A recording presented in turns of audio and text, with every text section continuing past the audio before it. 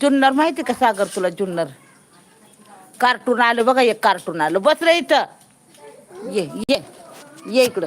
सायकलवामींचा नातू आला. बस रे.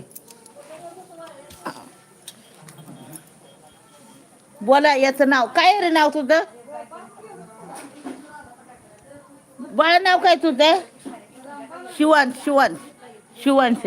आजी, आज ओमचा बर्थडे आहे. ओमला उदंड आयुष्याच्या प्रचंड शुभेच्छा. काय नाव आहे? शिवांश. शिवांश.